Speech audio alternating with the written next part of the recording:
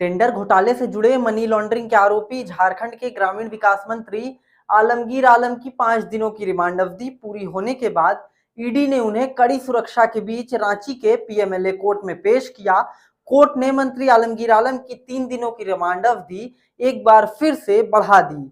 दरअसल ईडी की ओर से 3 दिनों की रिमांड अवधि बढ़ाने का आग्रह किया गया था, जिसके बाद कोर्ट ने 3 दिन की रिमांड की स्वीकृति दे दी है। मंत्री आलमगीर आलम को अब तक 11 दिनों का रिमांड मिल चुका है।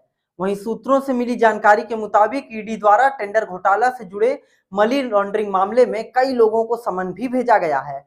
वहीं ईडी ने जानकारी के दौरान पाया कि सीक्रेट कोडवर्ड लिखा होता था, जैसे एच के लिए मंत्री, एम के लिए अलग अलग लोगों का नाम का जिक्र इसी तरह अल्फाबेट से होता था।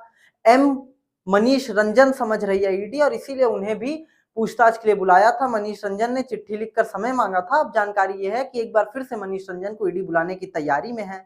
गौरतलब है कि ईडी ने मंत्री आलमगीर आलम के पीएस संजीव लाल और उसके नौकर जहांगीर आलम को 7 मई को गिरफ्तार किया। छापेमारी के दौरान जहांगीर के फ्लैट से ग्रामीण विकास विभाग के कई महत्वपूर्ण दस्तावेज, लेटर हेड और बड़ी मात्रा में कैश मिले थे। जहांगीर ने माना था कि वह संजीव के निर्देश पर फ्लैट में दस्तावेज और कैश रखता था।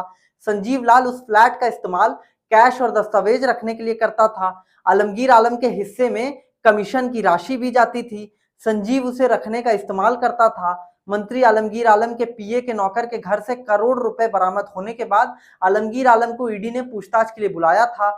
लगभग 10 घंटे पूछताछ चली थी, जिसके बाद उन्हें छोड़ दिया गया। ईडी ने आलमगीर आलम को दोबारा पूछताछ के लिए बुलाया था, जिसके बाद ईडी ने मंत्री आलमगीर आलम को गिरफ्तार कर लिया था। कुल रकम 35 करोड़ के करीब है, लेकिन ईडी ने हालिया जानकारी ये साझा की कि हो सकता है कि ये बहुत बड़ा घोटाला हो, हजारों करोड़ का घोटाला हो सकता है, और अब तक जितने भी टेंडर हुए हैं उन सभी की जांच ईडी कर रही है। जितने भी अधिकारी उसमें जुड़े थे उनकी जांच भी ईडी कर रही है। हालांकि इसी बीच भाजपा के गोड्डा के सांसद निशिकांत दुबे ने आरोप भी लगाया था। उन्होंने कहा था कि आलमगीर आलम एक तरह से डेमोग्राफी चेंज कर रहे हैं।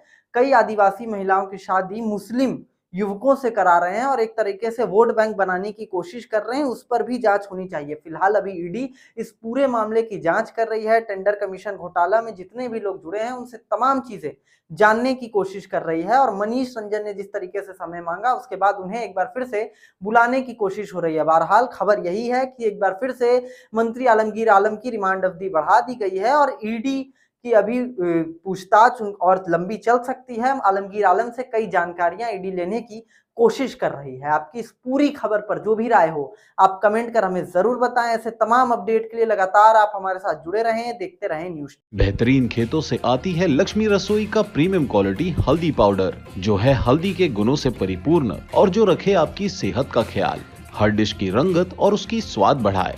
लक्ष्मी रसोई का प्रीमियम क्वालिटी हल्दी पाउडर आज ही घर ले आइए।